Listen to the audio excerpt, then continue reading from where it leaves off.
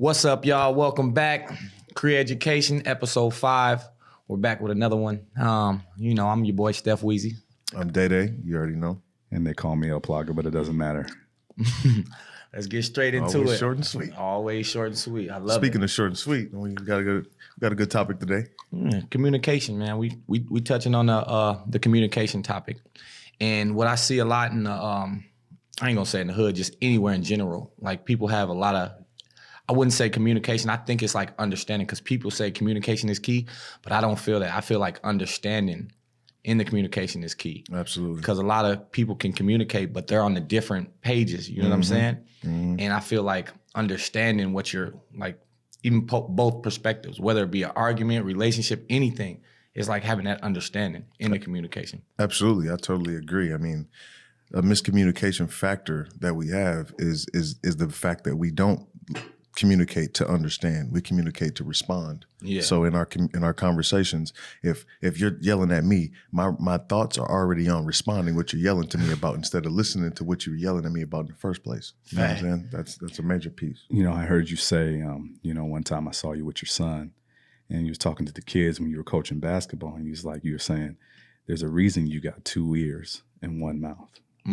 That's real. And I love that. I was uber proud of you when you said that, because 1, you're helping our next generation understand what it's really about. But 2, it goes into a deeper affect when we truly listen and listen with intent. Now we understand exactly, how to communicate the right way, and what damage we can do when we communicate the wrong way. Because again, it goes back to one of our other podcasts where we talked about wavelengths and frequency. If you communicate the wrong energy at the wrong time in the wrong way, that person's going to have a bad day. That's real. To say the least. That's just where it starts. And you can't be inconsistent with your communication too. It can't be, hypocrisy or night and day type of communication. Because when you do that, then you're losing the nuance and the translation of what it's supposed to be, and that goes for anything, relationships, co-working, interacting with other individuals in general. Even just right now, you're sitting with your arms crossed. I could take offense to that if I allow my brain to shut off reason and logic. Got you. Because maybe you just feel comfortable with your arms crossed, and maybe it has nothing to do with me. Or it's the intent of it. If you have your arms crossed and you're looking intentful at me with a stare, then I might think you want some shit. Yeah. Are we talking about some smoke? Yeah. What we doing? I mean, how many conversations and fights have started from, what the fuck you looking at? Come on. Yeah. You know what I'm saying? How many have started just from that? Especially in our community. So many. Just a stare. Come on. Yeah. Yeah, that's real. I mean, give me an example for y'all, because I think I got at least one example that happened this week with one of my tenants. But I want to hear what y'all go through. Break it down if you don't mind. Like give me an example of the communication, like that stare or that. Oh yeah, or got you. Come on, man. Got you. Yeah. I mean, I've had something as simple as I'm out at the club and I'm walking past somebody and I step on his shoe, or he step on my shoe, and instantly I feel disrespected. Yeah. Instantly. What the fuck are you doing? Come on now. And this person takes instant offense because obviously I didn't come at him like, hey, you stepped on my shoe. It's like, you fucking knew you stepped on my shoe. You fucking knew it was finna be a problem. So here's the problem. Let's go ahead and solve this. But what's crazy is it's about a shoe. And And I'm not saying that you're necessarily wrong in feeling how you feel. We're all entitled to feel how we feel in our space, in our place. But what I'm saying is it's a shoe. Maybe, and so when I deal with this stuff, when I'm dealing with trauma and things, and I'm helping to counsel my brothers about trauma, what I'm really seeing, there's an underlying issue there. Yeah. Maybe it's that brother seeing you walking with that badass female. True. And you maybe got out that nice ass whip. And you're spending that nice ass cash at the bar. Right. So he's been seeing this all night. Because, you know, men like to say they don't check out other dudes. We don't check each other out like that. But we notice We're watching how when you a move, dude, though. we watching moves. Sure. How you get her? Yeah. Come on now. Because I'm for real. What he got? I ain't got. Player haters. The truth. That's what they called, you know. That's the truth. I'm telling you, because it's real. Yeah. Even my man, our engineer, is laughing right now. We're keeping it 100 because when we see that, we all have a yearning desire to be accepted. Mm-hmm. And I think miscommunication comes when we feel somehow that has been tread upon or it's been compromised. Like you say something ignorant to me. I'm thinking you're telling me that I'm not valuable enough to be in this society with you. Right. That's where that's really coming from. Right. So it was never truly about the shoe. It's about what the shoe and everything else represents. Mm-hmm. Like, I'm tired of being disrespected. Yeah. So you're not gonna walk on me because it's physical and it's also theoretical. Mm. That's so real. I remember I had to put the pause on some dudes back in college just from that. Accidentally stepped on his shoe, fam. That was when the Pradas came out. Oh yeah, boy, that's expensive. The patent leather Pradas. Come on, this must. Man, you scuffed my. Had to beat the skin off me, but it's all good. That's for later. That's day. in the past. That's you know how I've been working on my trauma. I've been working on my trauma. You almost snapped me back. You went right back to that moment. Man, I remember. Yeah, but I want to talk about like my thing with communication. I remember in basketball, it goes back to like a memory that I have in college, and it was about I was in the weight room, and then the coach, like, you know, I'm fresh from, you know, junior college, it's a D1. But the weight coach, the way he talked to me, it was like the way he communicated with me, it shut me down. Because he would yell at me like, you gotta do that, you know, you're not doing it right. And it shut me down to a point where I just stopped working out. I'm like, fam, you ain't gonna talk to me like I'm a little kid. I'm like, knowing I never had a father figure in my life that talked to me at all like that. So it shut me down. I'm like, his communication with me just made me want to fight him. Like, I was at that point. I was like, I felt offended at the time, you know. And then we had a man-to-man conversation. He pulled me, you know, after the thing was done, and we communicated. He told me, like, man, I'm just trying to, you know, motivate you. This isn't, you know, coming from a bad place. And from that bonding and that little communication we had, moving forward, now he's allowed to like yell at me. I felt more comfortable with him yelling at me. Because but at there the time, understanding. It was understanding, and he was like, no, I'm not trying to come at you like that. I'm trying to make you better. Trying to make you better. Mm-hmm. And I never had that. But it's also tough because being in that position equally, just like you, having coaches that think that yelling at you is the best way to motivate you, and them not taking the time to learn you, understand you, how you communicate, what's best, how am I going to get this message best to you? Yep. And even in arguing with your girl or wife or family or anybody else, it's like, I have to figure out what's more important. Is it important for me to just let you know how I feel? Because then I don't care how you take what I'm saying. Yeah. Or is it important for me to have you understand how I feel? Because then I need to have a better understanding as to what I need to say for you to understand it. As opposed to me just letting it out. I don't give a fuck what you think about what I'm saying. This is how I feel. And you're like, well, I don't give a fuck about that. That's your way, Yeah, you know? Your way of communicating is just not getting through. And even you might have valid points. Right. They're not going to receive it that way. It's like, no, That's real shit what you just said too, because one has purpose and the other one was pompous. And you won't be able to get anywhere with that pompous attitude. But when you have purpose, then you can drive. And I feel like I loved how the way you broke that down. It's very similar to what we deal with our community. And when I say community, it's a lot of, I don't even want to say it like in the sense of a culture only. It's more of a phenomenon of culture. Whether, you know, you're from the hood, it doesn't matter what color you are, you can identify with this. When you communicate the hood way in business, it becomes less effective business. You might still make a little bit of money, but you could have made a lot of bit of money had you communicated correctly. What's more important? And that's what you have to start thinking about. And there's so many people out here talking about, oh yeah, man, I'm on my grind. Or, yeah, man, I'm on my hustle. I'm doing this, I'm doing that. For one thing, if you're talking about it, for me, talking about it's okay, but I need you to be about it. That's one thing, because that's a form of communication too, right? There's a lot of things we think are verbal, but there's a lot of things that are nonverbal too. And so it's imperative that we get into these nonverbal cues, like mean mugging. Right. Or like holding your hands a certain way. or hiding your hands. In certain neighborhoods, you got to have your hands where people can see that. You doing with your hands in your pocket, fam? Come on now. Or in your coat. Thinks it's a threat. Yeah. Yeah, having them in your coat the whole time, walking around like that. In certain neighborhoods, that's a massive no-no. One example of miscommunication, and I'll try to be brief with this one, is, it is in business. So I was dealing with this tenant. And, to try to keep the story shorter, the tenant hasn't paid because of this COVID stuff for almost an entire year. Right. So we definitely in the rears with that. And some people might be saying, like, Plaga, that's not you.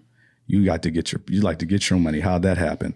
Well, this thing called an eviction moratorium made it so it couldn't happen. But I'll get to that. I'll get to the great side of that story on another podcast. But what happened with the communication was this dude thought he was going to play me. And so he started tearing up things in the house a little bit. Oh.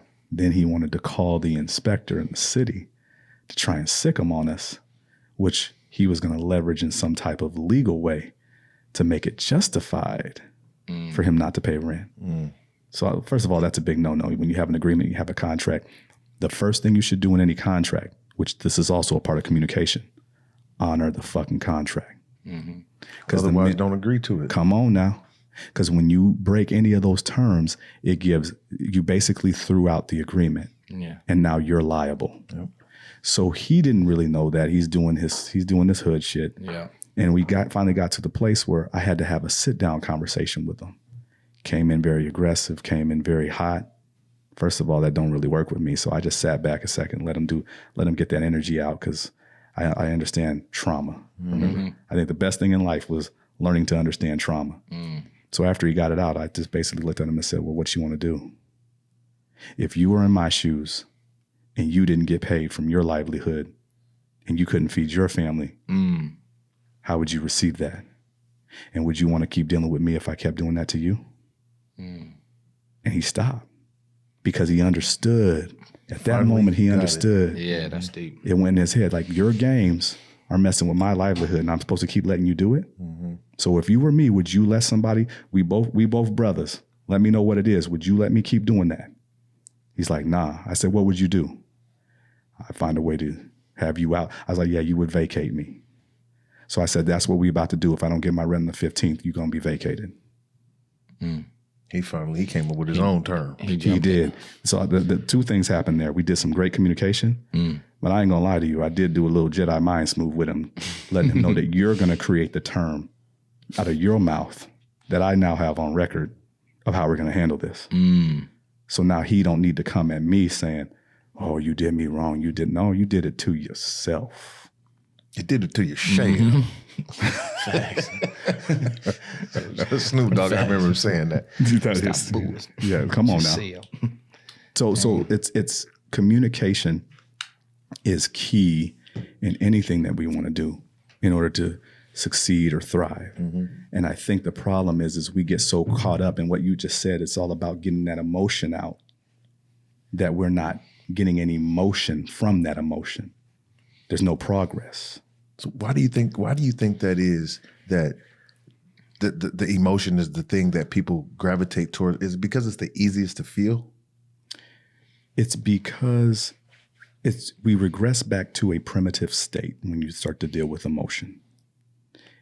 The first being primitive is in, regressing back to a youthful place or a less mature state, where you tend to react in order to have impact. Yeah, come on now, I'm on the road. Come on now. Don't stop with it. So your reaction that you're providing when it's filled with emotion, think about when you were youthful. You couldn't express what you needed when you're hungry. So what does a baby do? It cries. Right? And then when it's still continuing not to get fed or get what it needs, the cry escalates to a tantrum. Then they start going wild. And they start going wild because there's no other way to communicate in an effective manner. So what happens is we don't really truly evolve from that.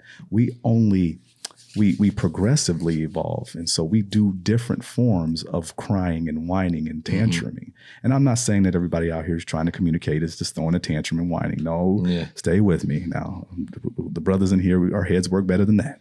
Come on now. The reality is what's happening is that you're really seeking something that you need. Yeah. And you're not being heard. So therefore that emotion turns into a roar. But the problem is that you're not taking time with your new mature state to understand the other side that also has needs. But isn't that your fault? Like being as though if me and you are arguing and I'm getting upset that you're not understanding what I'm saying, that ultimately falls back on me. I agree with you, but I would take it one step further. If we're arguing in the first place, it's both of our fucking faults. True. Right. An argument takes two people. Right. Yeah. You ever see a motherfucker argue with himself? All the time. Yeah. we call that crazy. People in the hood do it all the time. Come on now. Down the block. I'm like, is he listening to some? No, he ain't got no headphones on. Bro, I caught myself doing it sometimes. I say, whoa, Weez. You one of them dudes you seen. And that's that. But that's mental instability at that particular moment. And so when we arguing is it takes two to tango in that fight. So it takes also somebody in there to realize what's happening and to want something different. Right. If you both just want to be heard, you both are just going to have a tantrum until you get tired. Because that's another phenomenon of babies too. I've seen some babies cry themselves to sleep. Like to sleep. They're like, wah. Yeah. You know what I'm saying? But then there's also primitive needs too, because sometimes, and I'm gonna get deep right now, sometimes in relationships, we fight to fuck. Absolutely. You know, sometimes we fight to fuck somebody over, or we fight to fuck somebody and get off. And that is also replacing a need, right? Instead of being vulnerable and coming to that significant one in your life and saying, I need time with you. I need quality with you. In that sensual way that leads to a proper relationship and grows proper communication. We get so caught up in this ego trip, whether male or female, that we settle for fight fucking. Right. Did you? And then don't get me wrong, that's nice, but that's another subject for another podcast. You can have both. Right. Right. If you communicate right and make it sensual, you can have your significant other in the way that you desire, because it's all about satisfying needs. And when you communicate those needs, if you're in a true relationship and that person is truly about you, they want to satisfy that need. Because they got that need too. But I also have been in situations where if we're arguing, I'm definitely not in the mood I don't want you to touch me. I barely want you to look at me, because then we you know what I'm saying, it might turn into a haymaker. You know what I'm saying? So like I've been in situations where it's like you've built up so much animosity inside of me that I don't feel I'm not in a sexual mood. That wouldn't even turn me on. It's more like, why are you touching me? So I'm a work with you because you still my little bro. So I'm gonna break it down. Come on, niggas still working on trauma. When you said you still have this, you still have that, that's the problem right there. It's about you. Sometimes you have to take time and woosah, breathe deep, meditate, and figure out why is whatever it's happening in that moment fucking triggering you the way it is. We all do it, bro. So I'm not just picking on you. It's in me. It's in Weez. No, it ain't Weez. No, I'm just You are the trigger. Right. You are the trigger.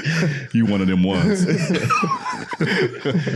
And so when we look at those things, we have to sometimes, the only person in the argument that we can control is ourselves.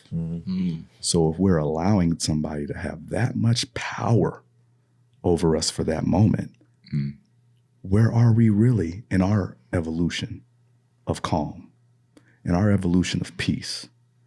And I'm not saying you can't get upset or you can't get angry, but when you do, don't struggle to keep it going. Struggle to find the source. Yeah.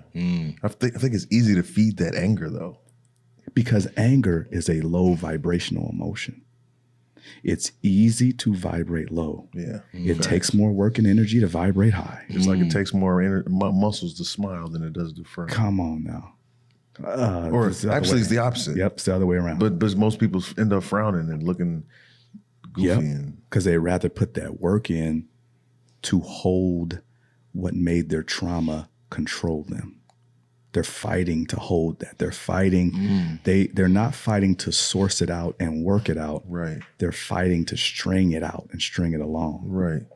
And that can take you so far down a dangerous path. This is why anger and emotions and low vibrations continue to keep conflicts rising and thriving, especially in communities where poverty is thriving and rising and prevalent.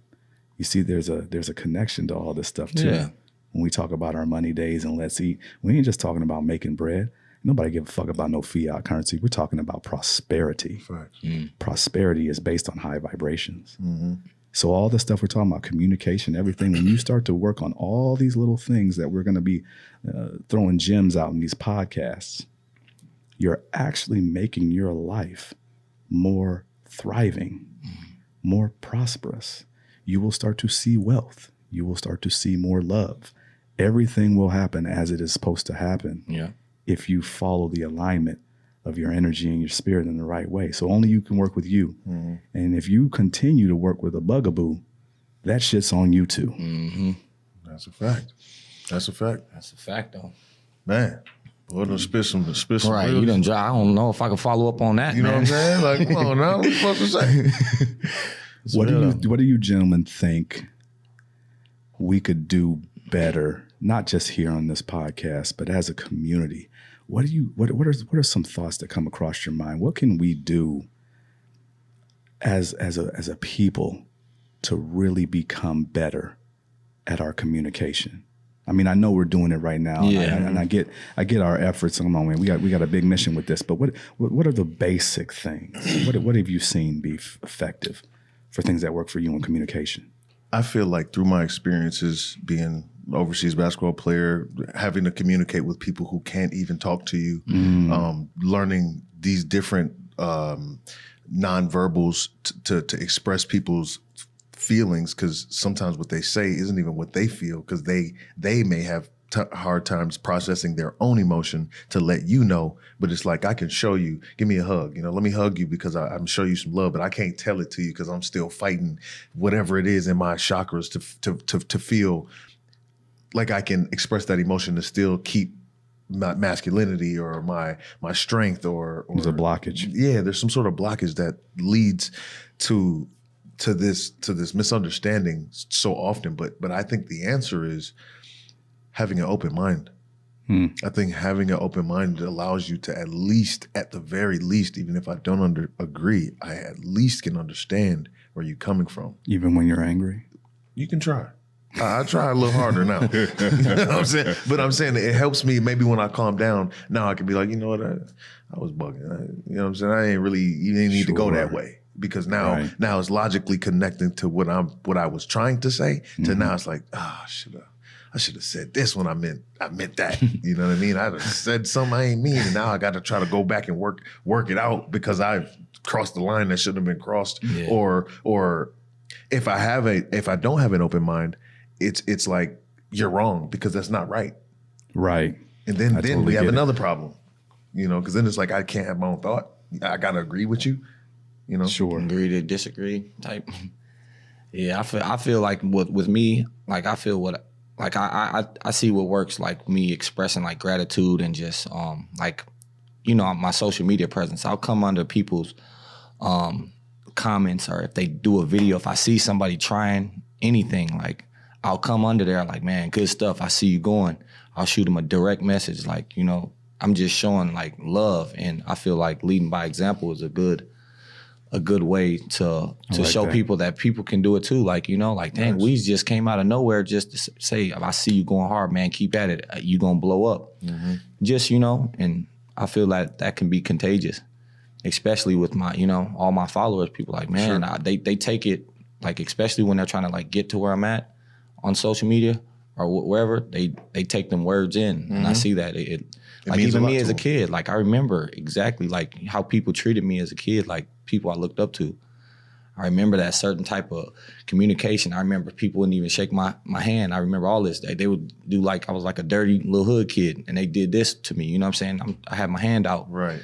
That type of keep it there. Yeah, brother. yeah. Like I'm like, dang. Like them things Really? stuck with me throughout my life, and I remember that. Like just little things. Yeah, but I would never like little homie people like that. I'll encourage them. Like, man, I see you grinding. Like like because that was me at one point at a young age, and I might just leave that seed in them.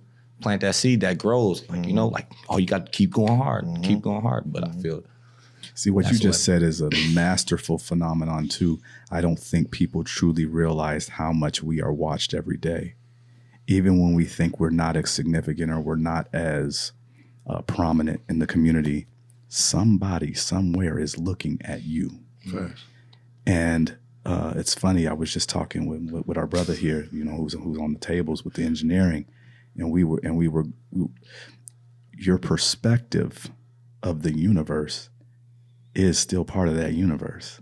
You are a contributor to that reality because what you perceive is real. Yeah. So if we're perceiving or misconstruing communication or misaligning with certain communication, that's real for us.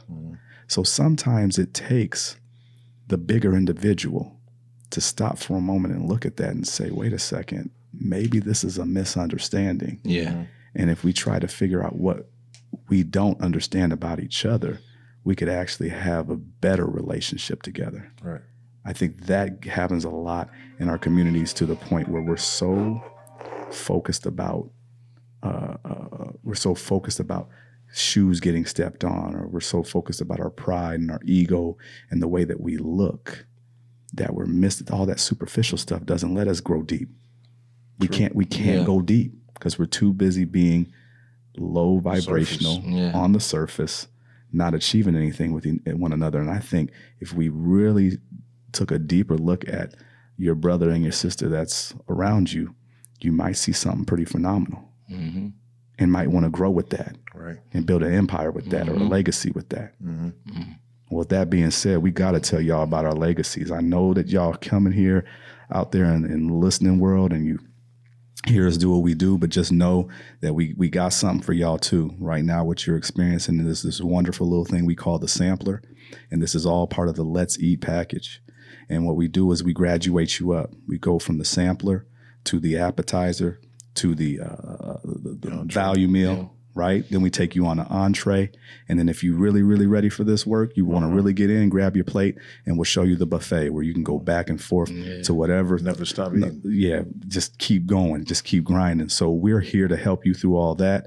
And I'm proud of my brothers and what they're doing. You can see my man over there, Steff Weezy, wearing one of them ones. Yes, sir. Come on now. Come on now. Ski. We're going to show you where to get that merch. We're going to show you where to get that product. And then my man's got his shiny do-rag on today. It's shining. Come on now. Just let Fresh your out the soul glow. I see the waves through the cap. Come on now. I see it. Soul glow. So we got to go do a shout out for Day Days and Day Days products representing and what they do. And we can't forget the ladies. We got you covered too. We got you covered with luxury. That is